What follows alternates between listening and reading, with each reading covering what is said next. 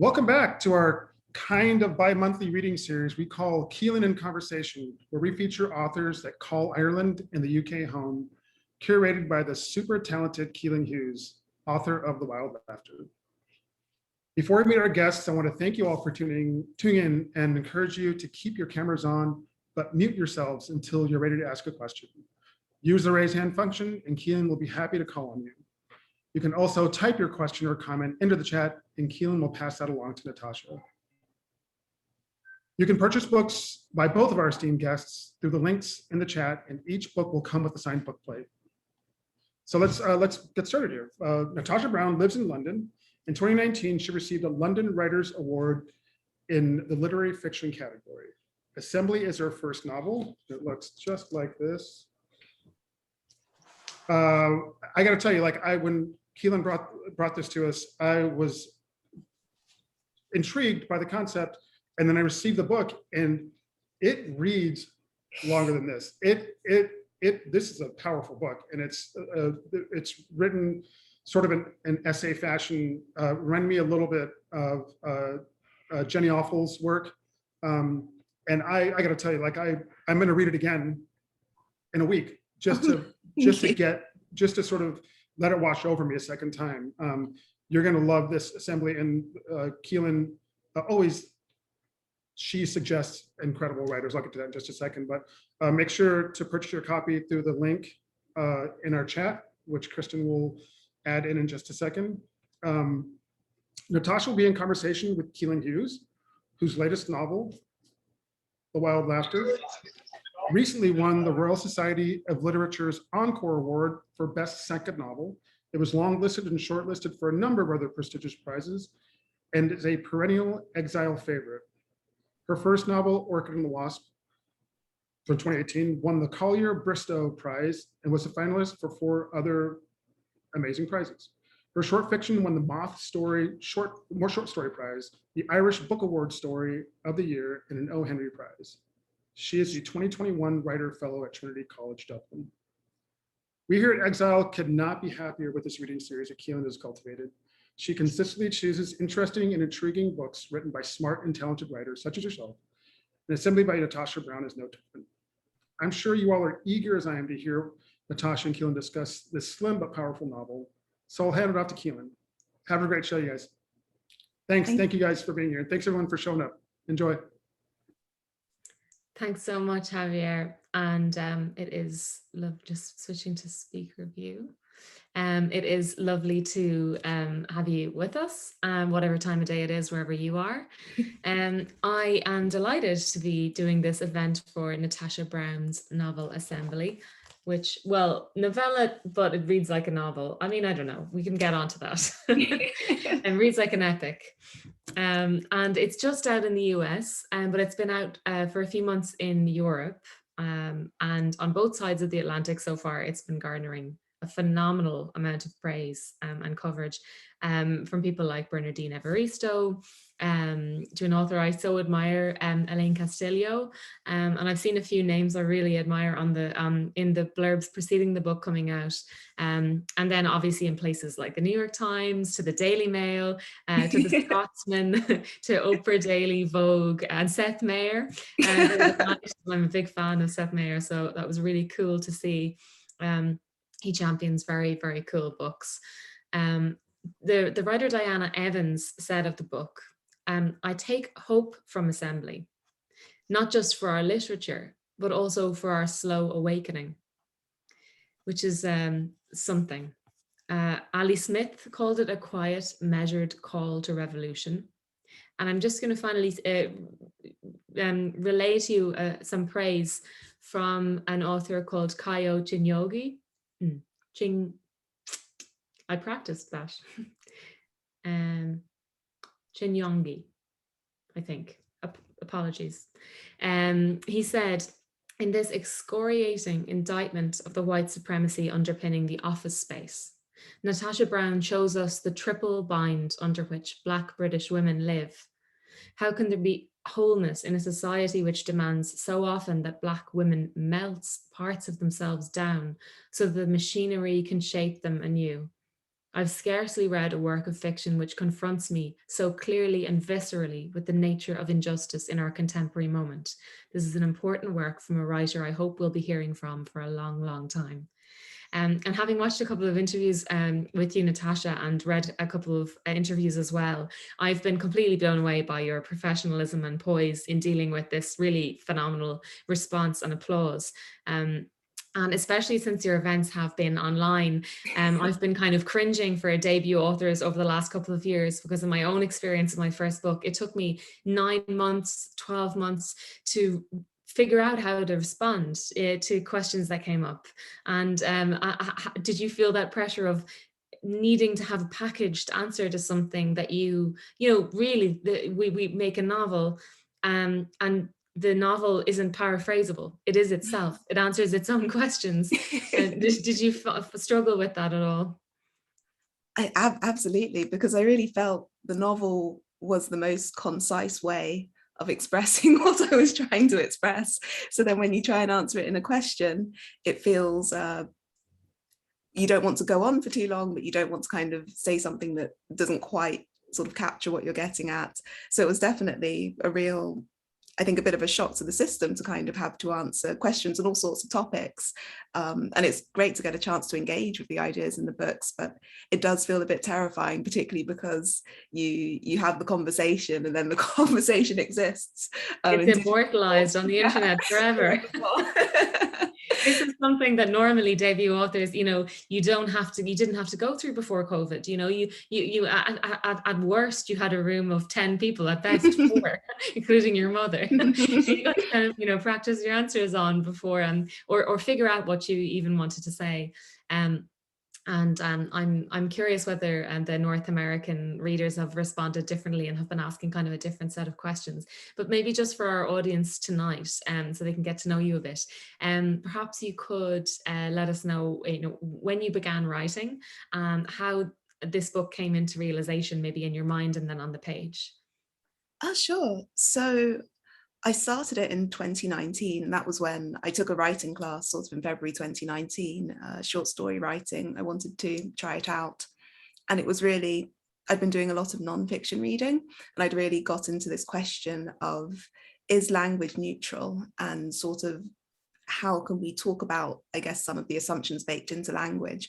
So I was doing a ton of reading sort of around that question, and it got to the point where I felt one of the best ways to explore it would be to try and write fiction that could hopefully bring these ideas to life. So it started from that very sort of unappealing sounding position. And I really just tried to focus on the setting, the other characters in the world, and sort of figure out what I thought the story and the arc of the story would be. And then the narrator, sort of, who's the main character, she was the thing that came last and sort of fit into the space everyone else left behind. And then it really became to me a problem of trying to come up with this voice that could carry a story like this while being such a sort of passive and reactive character, but sort of to carry it off in a way that hopefully still engages a reader and will bring them along on the journey. So it was really just an intense year of trying to make those puzzle pieces fit together. Mm-hmm. And had you written short stories beforehand, or was it kind of a novel that came first? I started writing sort of very short stories, so probably more like flash fiction. And it was all mostly in that world. It was kind of characters who maybe didn't make it into the book, but were sort of part of the broader, I guess, world that I was imagining. And when it got to the point where I thought, okay, I'm returning to some places, I'm returning to some characters, then I tried to sort of pull out of these stories what I thought could be bigger and I could work on from there. Lovely, yeah.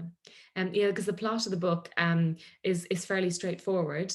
It's a very close third person narration following an unnamed character, a Black British woman who we guess to be in her 30s. I can't recall if we're given her age.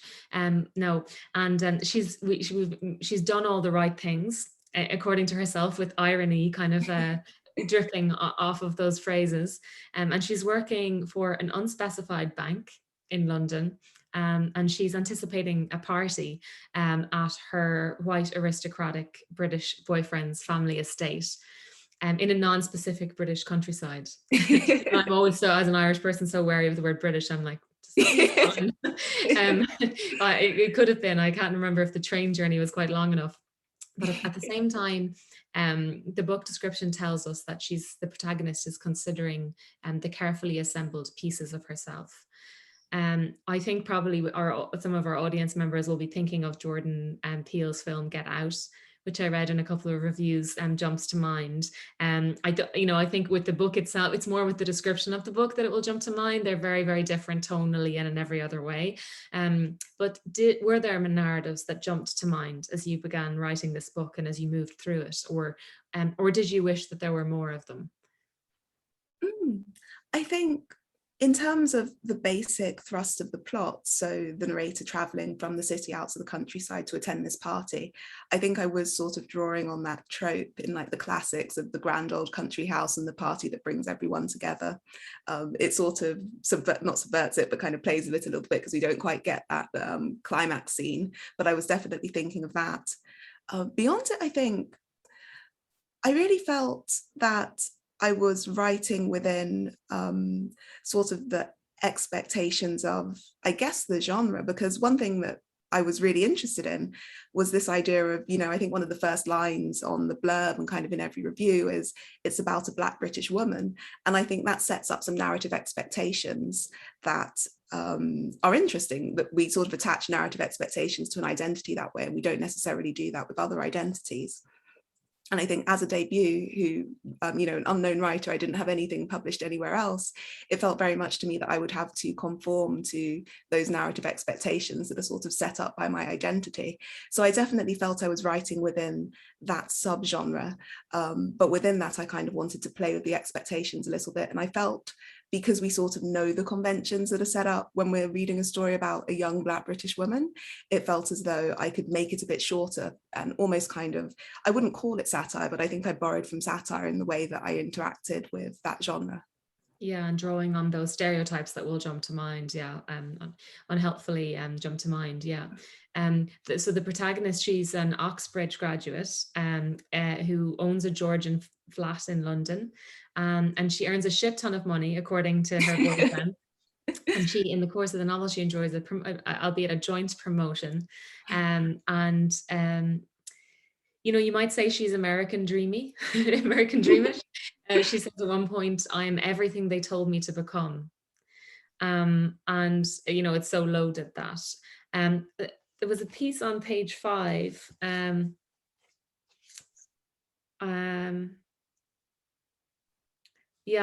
I suppose maybe that's jumping ahead a little bit, but there isn't a kind of, she doesn't have an existential malaise when she's saying, I'm everything they told me to become.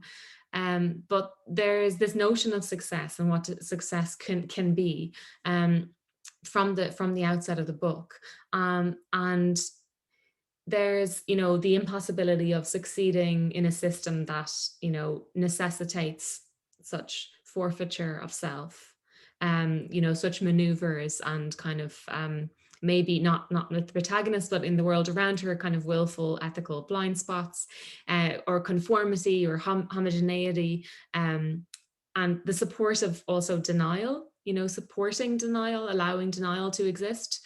And I wonder, doesn't matter what her name is or where exactly she works or what she's exactly good at, or how her body might be healed exactly, or whether or not she might rather be sleeping alone. She at an early point in the book, she thinks of herself as kind of an entity, which is to say that she's projecting how other people perceive her. Does that ring about right for the early part of the book, at least? Absolutely. I think that's sort of her core property. She tells us very little about herself. We get slight hints about what she likes and what she cares about, but largely she's just defined by everyone else around her. And that was something I really wanted to create from the reading experience. When you step into her shoes, this experience of just all these other people defining who you are, and she can't really argue with it, and she can't really cast herself in any sort of different light. And I think this dilemma of, if she engages with how she's being characterized or portrayed, she kind of reinforces it, because even if you're saying, no, that's not true, by sort of engaging the point, you're just establishing it. Even if you manage to show that something's different, you've still sort of reinforced the opposite. So I really wanted to create that sense of just being trapped and not being able to have any form of identity outside of everyone else's expectations. Yeah, the page that I think it was my favorite page in the book. When I was rereading it, I was battling which page I liked the most. But I'm happy, very very happy to read it, unless you'd like to, unless you are appalled by the idea of somebody else reading. No, by all means. Okay. She says, my friend Rach, small, spoilt, energetic, waves away her own home in a leafy West London suburb. She says she wants a bigger house, a better boyfriend, more money. She wants all these things without shame or subtlety, and I'm both fearful and admiring of her appetite. My own is gone. And then just jumping down, what else is there? Generations of sacrifice, hard work, and harder living, so much suffered, so much forfeited, so much for this opportunity, for my life. And I've tried living up to it. But after years of struggling, fighting against the current, I'm ready to slow my arms. And this is early in the book. This is, about 10% in.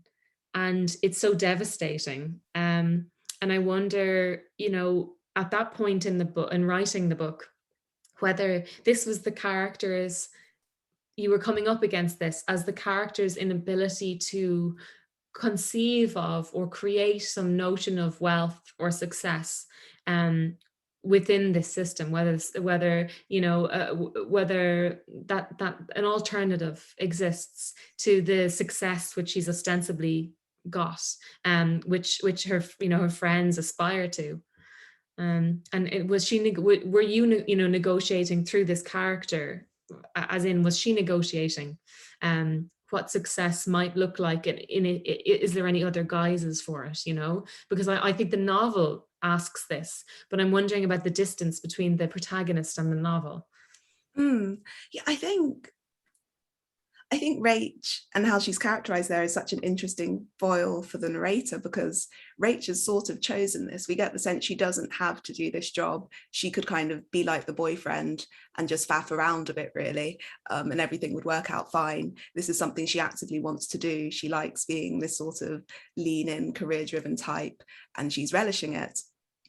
Whereas the narrator, I think one of the ideas she keeps coming back to is she doesn't have any sort of safety net behind her. She could go off and have an artist's life, say, but, if circumstances don't go well, there isn't really anything to kind of cushion her. And I think, when you look at sort of entrepreneurs or people who kind of go out and go on a limb and do things, oftentimes they do have that cushion, and not always. Sometimes people do take the chance, but I certainly think in literature, and not just literature, stories overall, we like the underdog story, and we have some survivorship bias and sort of over-report, someone striking out and succeeding against the odds. But for every single person who manages that, there's a lot of people who their story goes very differently. And then she just becomes another stereotype. So I think there's this sort of false idea that she's, I guess, chasing after something meaningless. If she did something else, it would just turn out to be, another one of those stories that she gets cast into. Yeah, absolutely. Yeah, at a certain point in my own writing, I was looking for books about women's careers. There's an overlap just with what you were saying, and I think that yours is more particular still, but the books about women's careers, that the engine of or women's ideas or their negotiation of how they're going to spend their talent and their intellect and their energy, and actually that was often a picaresque form, that type of story, where the engine of the narrative doesn't come from, a love story or a coming of age, someone discovering their inner strength, and actually there's, if you take away those two things, the Bildungsroman and the love story, there's very few novels that are about that, let alone about Black female characters in this, novels of ideas following them, that allows them to not kind of have to perform some survival story, or some kind of overcoming a terrible situation because of their inner strength, or, you know, those stories are very few and far between. You know, if a character behaves, you know, badly, she's often punished for that. And you also don't do that in this book. You know, you kind of allow her to be, in a way that I found really refreshing. I found in my search over the course of many years very few books like this. And there'd often be, you know, a secondary center of gravity around a relationship, as if the author was also worrying that a reader actually can't be as interested enough in you know, in such a woman, and in watching them make maybe unrecommendable mistakes. I'm so happy to hear you say that, because I felt that was so key to what I wanted to explore, because I think there's a way of looking at this novel where we don't see this phase of her life. We see her childhood, we see her maybe at university, and then her career up to that point. And that's the happy ending. And I really wanted to sort of push beyond and sort of see what would it look like when you're just looking at living that happy ending for the next 40 years. And I think you're absolutely right. There's this, sometimes I think, a moral response. And I think particularly when it's like a woman or a person who should feel grateful for their situation, because she's not perfectly happy with it, we do think that there should be some sort of comeuppance for her at the end, and the novel should make a call one way or another about whether or not what she's doing is right. But I absolutely wanted to lean into that. I think when you were talking about that, My Year of Rest and Relaxation came to mind. I think it's got an interesting treatment of that. And in particular, I think the narrator's unnamed, but her best friend, Reva, I think, she's kind of this sort of a character, because she's almost comic relief, but she is just non-stop working, and she doesn't quite have the ability to have sort of an artist story, I guess, the way the narrator does. Yeah. And you know, those, when you do get such characters that are, you know, not being role models, you know, and we're kind of witnessing their philosophies, their negotiations with society, the choices that they make, the compromises that they accept or don't. Then the character is often kind of given a big trauma in the book as a way for, I think, to help the reader you know, follow again. It's another default, it's a mechanism from the, you know, the types of stories. And also that's not something that you've done in the book. And I think it's not, there's, you know, the treatment is just really refreshing. And on the ambiguity side then with the character,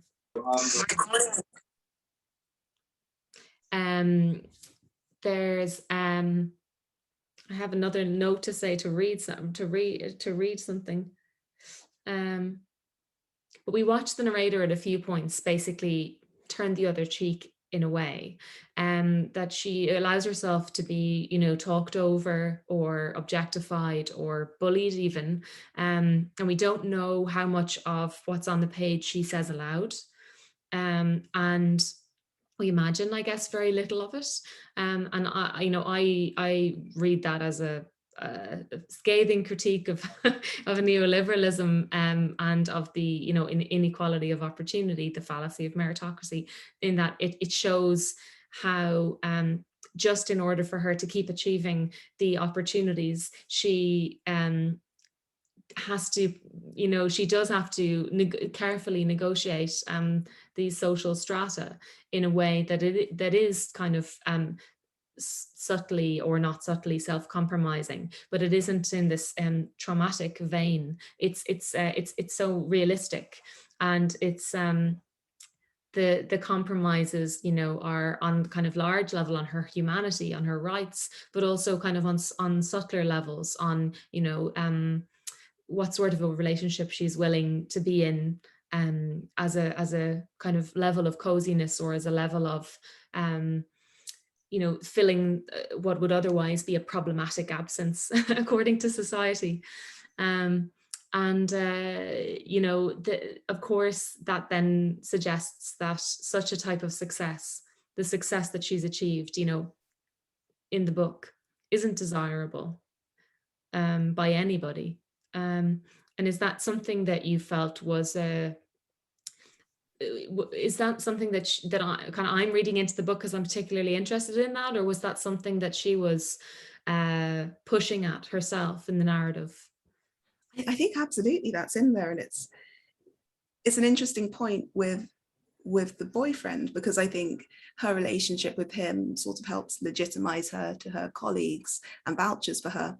But also it does the exact same function for the book as a product. You know, if you want a broad audience to feel comfortable coming into the book and having a point of view character who they recognize and makes the narrator a little bit more likable, the boyfriend sort of does achieve that. And for a lot of people, he's kind of their favorite character, which, you know, I enjoyed writing him. I don't have anything against that. But I think there's this, I think it oftentimes gets, that relationship gets called sort of transactional, or as sort of an indictment of the circumstances that she's in. But I think it's sort of a broader thing. You know, I don't know that a narrative completely from her perspective, which didn't humanize a character near her in that way, would necessarily be able to be marketed, I guess, you know, in as accessible a way. And I think that's why sort of this, going back to the genre, the trope of an interracial relationship is so key to this genre working, I think. It's so interesting that's, you know, that's also a cynicism that the novel explores, like a cynicism that exists for a reason. The tone, that there's tonal shifts in the book that are the part of I think the reason why it's found such you know, an enthusiastic response, because although it's so short, it has a lot of variety in the texture and tone. And there's a contrast between the kind of clinical distanced voice or the tone of something, you know, this kind of on the sentence level, with the intimacy actually that we're getting with the characters, you know, psyche at a large, you know, existential, and also at a close pragmatic nitty-gritty level, as in how do you negotiate your you know, would-be mother-in-law, or you know, determining whether or not to obscure your politics in a certain situation, you know, those negotiations. Early in the novel, the protagonist gives a speech to a school assembly to be visible as a success story. As a Black British woman, her colleagues are pointing and making this very clear to her that, you know, they've not been invited to do these talks. And her success story is being packaged into words and being marketed. She says, "How many women and girls have I lied to?" So the distancing she's performing is happening in many directions. And the cost of that is also hers to bear, you know, of that distancing and of that performance. And such a wonderful kind of painful description and depiction of complicity and passivity and self-loathing, and finally perhaps something like agency, but not the agency sold by the corporation or by, you know, the government, certainly not the British and American governments. It's not a productive kind of agency, would you say? Yeah, I suppose they'd rather have another 40 years out of her. Yeah. There's a line, "I've lived my life by the principle that when I face a problem, I must work to find an action I can take to overcome it, or accommodate it, or forge a new path around it, excavate the ground beneath it even. This is how I've been prepared." And that's got something to do with the resilience and having to be a bigger person that we glean, you know, she's had to kind of perform through the book, rising even to kind of evoke Maya Angelou. And it's also a novel about exhaustion for the very same reason, and burnout, right? Absolutely. Yeah, I was so interested in burnout, and I guess millennial burnout. A lot was written about it, but I think it is something that it's not just the narrator. Lots of people identify with the sort of pressure to kind of continually be productive, I suppose. And I felt I really did want to explore that. And it also seemed like, I guess, sort of a route into her and how she's thinking about it, because I think we get the sense of her burnout quite early on in the novel. And I was hoping it would sort of help to build a bridge perhaps to someone who might not quite understand where she's coming from. And then she can sort of go further into the specific nature of the type of burnout she's feeling. Right. Yeah. Yeah. The burnout is, I guess, it also pervades her life with her boyfriend. You know, they're also kind of eerily efficient together. There's a line: "We made lists, reviewed our 5-year plans, and crunched out the Teflon-lined stomachs necessary for execution." It does make their lives together seem like a kind of to-do list, or a game of snakes and ladders. You know, a system analysis. Which is probably part of her work, at least. It's work as life, you know, no wonder she wants to quit. And I think it's interesting with her and the boyfriend, because I think in a lot of ways they're quite well suited, and I think they have some similarities, and perhaps if their circumstances were different, they would sort of take on different roles. So I don't look at him as necessarily bad for her. I think they found a way of functioning together that sort of works for both of them. Okay, there's something there that I definitely want to come back to then about the boyfriend, but maybe, like, while we're still talking about work, the transition for you from the white collar, I guess, the worker to the pajama worker. If you're a writer, you're turning out frequently in these lovely colorful tops. Thank you. I won't ask you to stand up. But it might have induced an identity crisis in you, and certainly there's identity crises in this book, most kind of glaringly, to me at least, on a kind of national level, on the level of kind of Britishness and the nationalism issue in England. The toxic issue is in the book to my eye, in brilliantly subtle ways. You know, the boyfriend is genuine, to kind of maybe question whether or not this might be my own bias against him, but like he's genuinely enthused by the idea of of working for a political party in Britain, as if like therein lies the meritocracy, you know. And that seems to be worlds apart from where I feel the protagonist's mind would go. You know, that's a kind of a lie that I don't. If he did get into politics, I can't imagine that they would stay together. Maybe I'm wrong. Maybe I'm wishful thinking. Yeah, I think it's interesting, because I think she doesn't consider him long term, and I think when she sort of realizes that he is thinking long term with her, she's a bit shocked by it, and I don't think she'd fully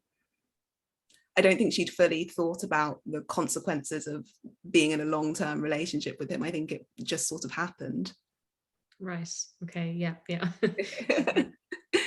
He corrects his dad at one point, and he says about her, and he says she's a Blairite, actually. I don't know. You can say pass if you don't want to answer, but is she? And if she is, could you maybe give some sort of a sense to an American audience what that means? Sure. So I guess Blairite, what's the best way of describing it? So it's sort of centre left, I guess. Socially progressive, maybe economically slightly more conservative. Would you say that's a fair way of characterising it? Yeah, I guess socially liberal. Sorry. Yeah. I guess the you know, Iraq War and things kind of differentiates that quite. You know, it stands out a lot. But yeah, and in the UK, you have only, like America, you have just the two-party system, the first past the post system. So it's very easy for kind of neither, you know, party to be on the left side of the spectrum at all. That's the case in Ireland with those two centrist parties. Both of them are right of centre, but it's proportional representation. So there is, you know, it's also a coalition with the Green Party. It's always a coalition government, but it does, it makes the political lines in the UK so much fuzzier.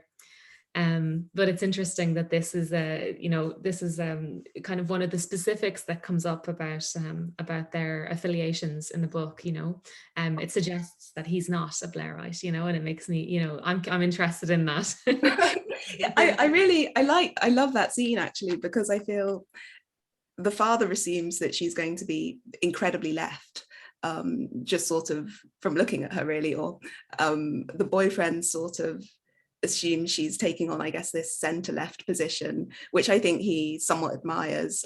We get a sense he's sort of centre. But then later on, you sort of see her briefly interacting with people on the left and people on the right, and no one fully sort of approves of her. And I think it's one thing I wanted to really get at was this sense that there isn't really any political party that's particularly interested in people with her identity in the UK, and nothing really serves her needs especially well. But there's also, I think, a big moral judgment attached to her if she doesn't sort of, I guess, vote the way that people expect her to vote. And I think it's this sense of, again, of not fully having her citizenship and nationality. She sort of has to prove that she has it rather than sort of having the right to a political opinion that everybody else has.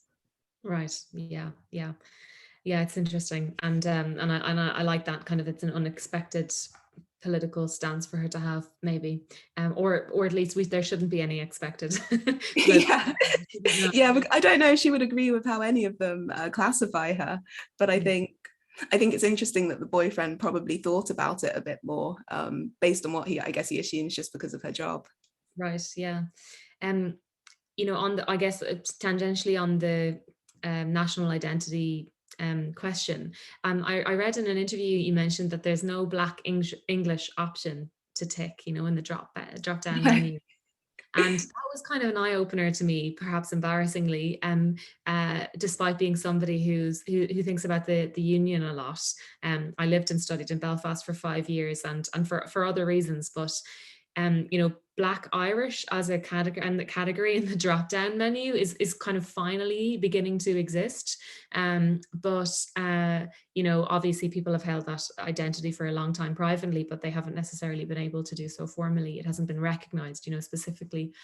And I wondered, just thinking about that, if you intended for the book to engage in national versus union identity, because I was bracing for the moment that Brexit would come up in the book, and I don't remember kind of seeing a moment, and maybe it's because all of the characters in the book, including the protagonist, are in an echelon of society where their wealth or their status renders them kind of just unconscious of whatever implications there might be. I don't know how how class divided that is, just consciousness of the implications for the union, and whether or not these characters would have thought about that or be affected by it. I think they probably would have. I think they would care about it quite a lot from a somewhat academic perspective, because I don't think any of them are really going to aren't fearing a huge change to their lives. But I think the boyfriend and his family, they're very politically engaged, and I think would definitely discuss it at length. And I think for the narrator, just because of her work, it's something that's really going to be in her mind, in terms of how it's going to have implications for how she operates at work. So I think they do care about it. I think one of the reasons I didn't really want to go so close to it was, I think for some people it's really a crisis of identity, that whole conversation, and it's really sort of a fault line, and talking about it is helpful and important and useful because it has ramifications in terms of how we understand ourselves as citizens. But I think less so for her, because I think if she travels to Europe, I don't think she's really taken as British or English typically. I don't think that's how she's understood. And I don't think hers is a voice that's typically considered in these sorts of conversations. So I think it's less that they didn't care about it, more if I wanted to think about, well, what are the things that are actually changing how she's thinking of herself and how she's considering her position over this week or the couple of days. I didn't really think that came into it massively. Sure. Yeah. That makes sense. Yeah. I needed it to be another 500 pages, Natasha. I need her stance on everything. Well, one thing we do get some of her thoughts on relatedly is this old money the old money that exists in England. It's still, you know, visible and still obnoxious to my eye. In Ireland, most of the old Irish nobility belonged to the Old English and Anglo-Irish aristocracy, and basically most of that in the Republic of Ireland, and what's now the Republic, was abandoned or sold or destroyed after the War of Independence, and the Civil War in the 20s. So and then there was kind of impoverishment in the 50s and 60s and 70s that got rid of any kind of wealth that might have the remains of it. And funnily enough, like even then at the beginning of the century, the people who were wealthy and landed would be called, in a derogatory way, West Brits. In this, because it was clearly like old money means that thing they have in England. So in Ireland, kind of there obviously is new money, and it mostly came from, you know, began in the 80s with banking and property deregulation and the 12.5% corporate tax rate. So I'd forgotten kind of, I was in London a few years ago, and I had this weird experience of realizing I was around old money. It sort of actually kind of ran away at one point. I felt like I was on a film set. It was bizarre, you know. And at one point I said, I was in the middle of the conversation with someone who turned out to be, you know, a lord or something. I walked away and I said, I'm going to get a drink. I was just thinking, I need a drink. And he said, oh, well, Miss Hughes, if you feel you've had quite enough conversation with me. And I was like, oh, so what you're saying is I should be so ashamed to have the opportunity to have had your ear. Like, it must be weird growing up in Britain. Like, when do you become conscious that exists, and maybe is something that's quite, you know, unique to England, or at least it's very particular in the way that it exists in England? Is it in school that you begin to notice that, or earlier?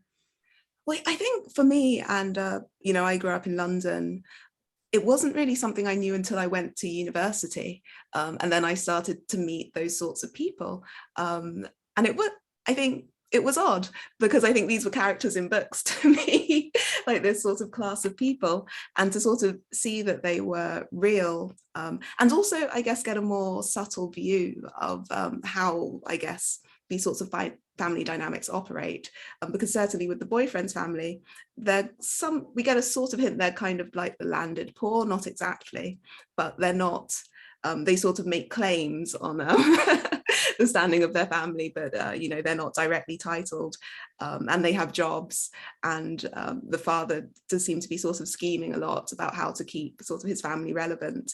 So I was really interested in, I guess, the subtlety of the shades of it, because it wasn't something until I sort of was in places where, you know, at university I was meeting these sorts of people, that I'd really knew about. Right. Yeah, that's so fascinating. Yeah. I've got a bunch more questions, but I can see 11 things in the chat here, so I better look at them and then get cagey about the remaining time. Okay. Thank you. You can purchase books, do that. Definitely purchase Assembly. And if anyone has any questions, sorry, I can't multitask, so I can't read it and also make small talk. From Paul Spalding Mulcock, whose name I recognize. He said, the form, I'm so keen to understand the creative impulses influencing this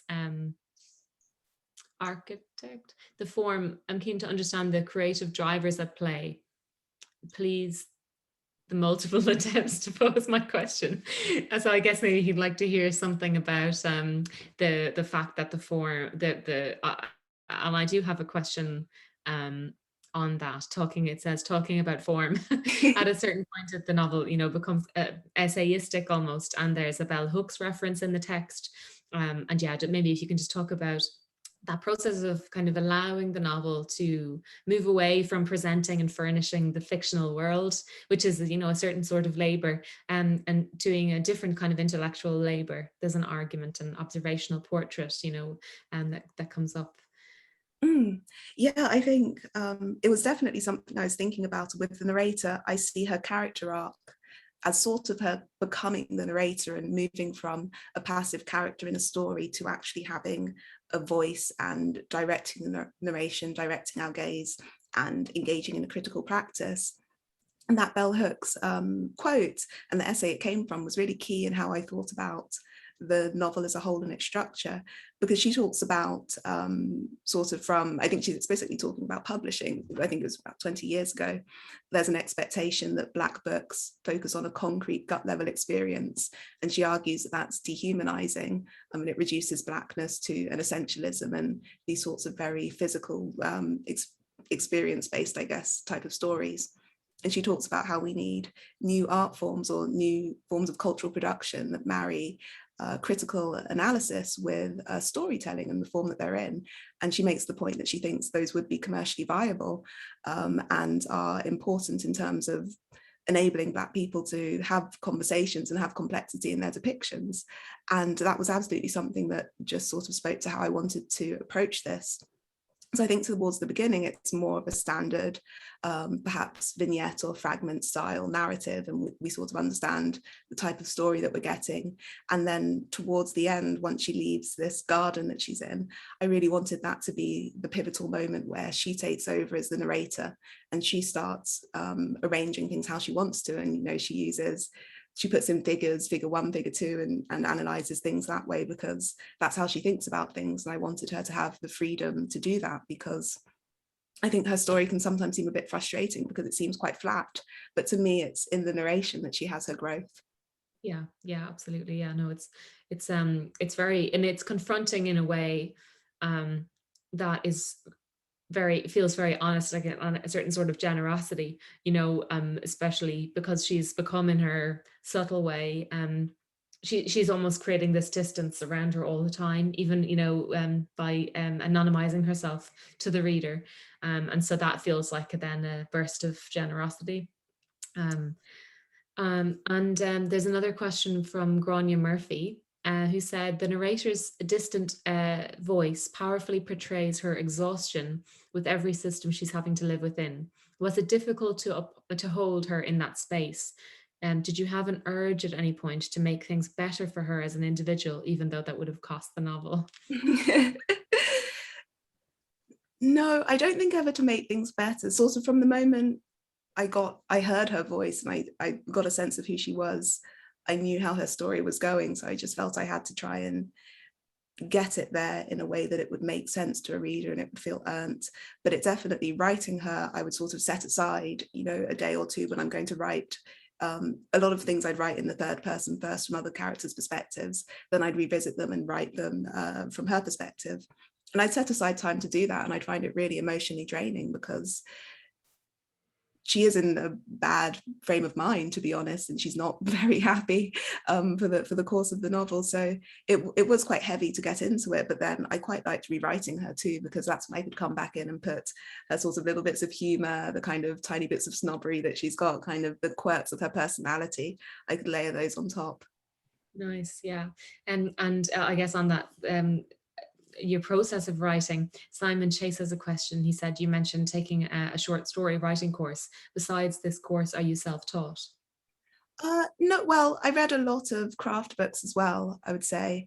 I did writers' workshops the whole time. So after I did the short story course, I did a writers' workshop class, which was really useful. And then when I submitted work to the London Writers' Awards, the kind of reward that you get for that is you get put into a group and you get sort of taught by a lot of different authors, and you also workshop each other's work.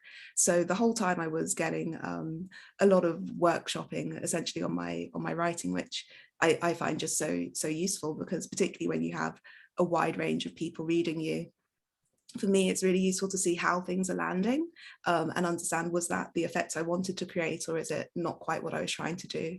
And looking at it as that sort of a process. So I definitely found that helpful. Yeah.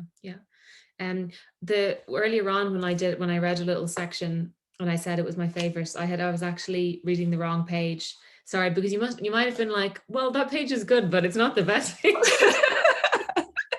Do you mind? Actually, I'll give you the opportunity. If you'd like to read, I can tell you, or else you say, no, you do, Caoilinn.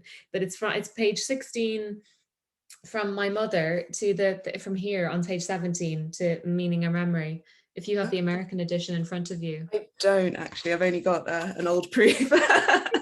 But Conversations, you know that chapter? Yeah. Conversations. All right. From my mother to Meaning or Memory. Sure. Oh, thank you so much. My mother was always telling me over the phone about people who had recently died, reminding me of so-and-so.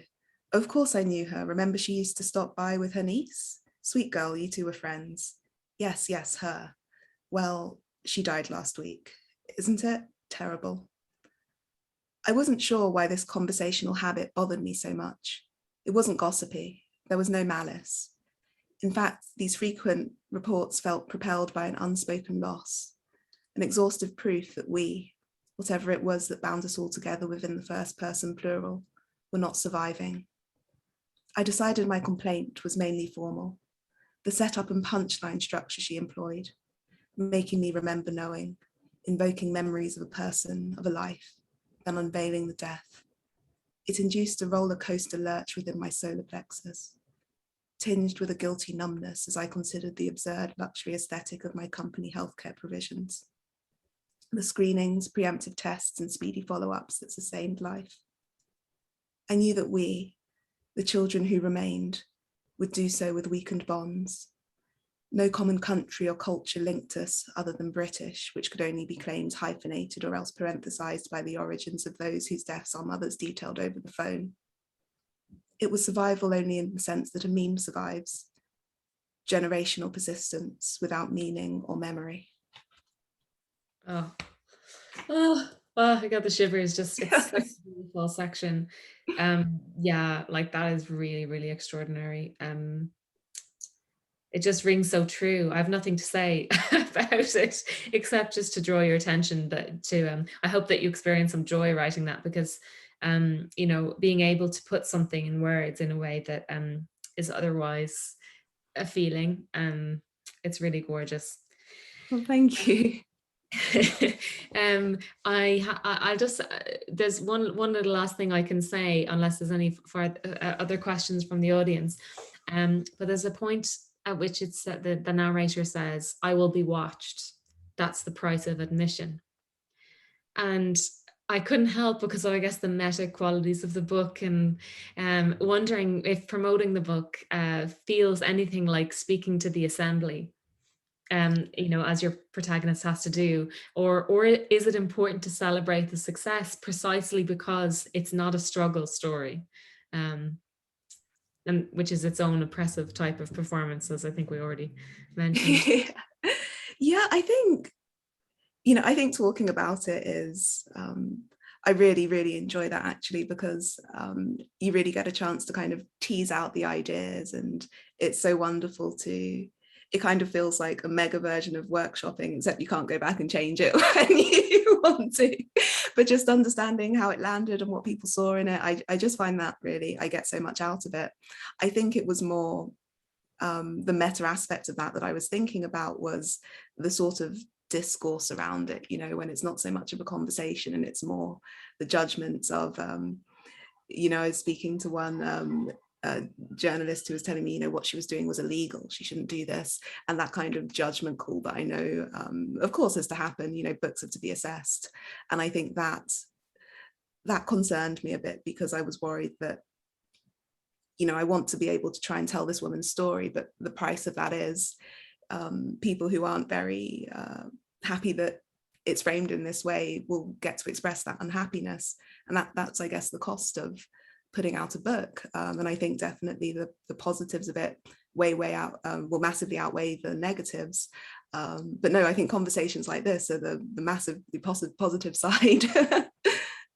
Well, it's nice, and I think you might be at the receiving end of people who are there. I imagine a very tiny percentage of people, but that there are going to be people, especially women, with a lot of internalized misogyny and getting angry at the character, and that, you know, that you haven't punished her adequately, or that you know, that she hasn't owned her principles and put them on, you know, she hasn't done all the things that she ought to do. And I think that's makes it, you know, makes it a book very much worth publishing and being read. So hopefully we have managed to convince our little audience this evening, and hopefully the future audiences who will watch this online in perpetuity. And, thanks to the people who've asked questions. I think probably Javier will pop on now again to close up. He usually does. Thank you so much for having me on, and that really it was really interesting to hear how what you read in it, and I so appreciated it, so thank you. Oh, thanks. Yes, thank you to Natasha and Caoilinn for that great conversation. And Caoilinn, as always, you come prepared, and I love that you go off of script from just the regular in conversation. I love that. You make everyone, especially our authors, our guests, feel very comfortable, and it becomes less of a Zoom, the regular Zoom in conversation, and more just a relaxed. You relax the atmosphere and you make everyone feel comfortable. Nice. This is like the opposite of a school report. You wouldn't do well if she repeated the year. We're just so lucky to have you host this and curate this series. You're fantastic at it. And so everyone, these two books, the holidays are coming up. Get them from your local, if you're coming in from Ireland or the UK, get them from your local bookshop. If you're here in the States, please go to our website and order to your heart's content. We will have signed book plates. We already have signed ones from Caoilinn, and Natasha will be sending some. They're in there. The check is in the mail, as they say. So please order. These are wonderful books. It's a fabulous gift for people as well. I feel Assembly would make a really good gift. Oh yeah, you're totally right, Caoilinn. And thanks everyone for tuning in today. And thank you, Natasha and Caoilinn, for a wonderful presentation. We look forward to what Caoilinn comes up with next in a month and a half or so. That sounds more like a report. And that's okay. That is okay. Well, thanks guys. Thank you so much. All right. Goodbye, everyone. Okay. Bye-bye. Good luck, Natasha. Thank you. Bye.